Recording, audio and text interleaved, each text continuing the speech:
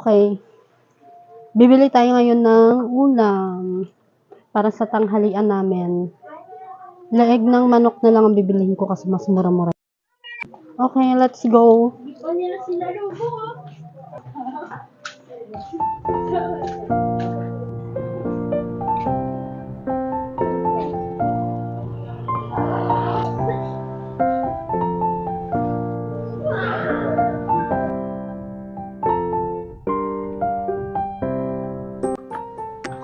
Ayun, nakabili na ako ng ulam for today, for our lunch.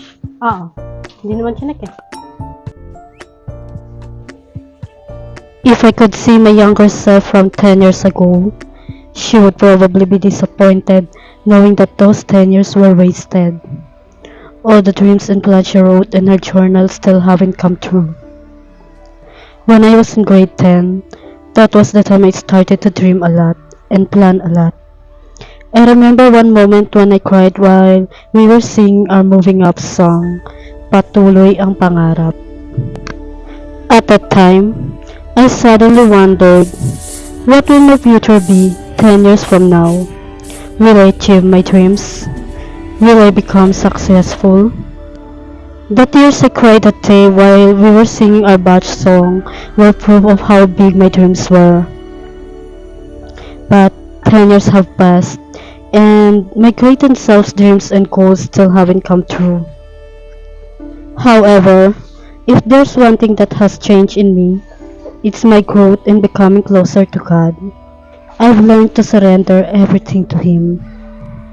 I always think that maybe God didn't grant my wish or goals from 10 years ago because He wants me to get closer to Him first, to seek Him first, to love Him first, and to surrender everything to Him, and trust Him.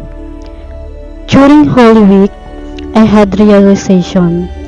God never abandoned me, yet I forgot Him.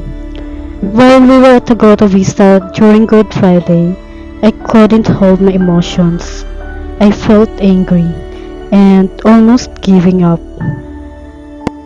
But when I listened to worship songs, my hope rose again, just as Jesus rose from the dead. Jesus died on the cross for all of us, and He rose again, and that truth brought hope back into my heart.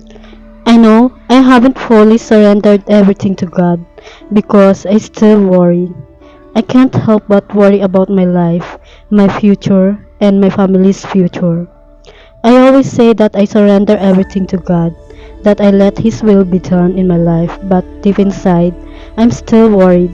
I'm still feel trapped in confusions, losing hope, and asking so many questions. That's when I realized I haven't fully surrendered everything to Him.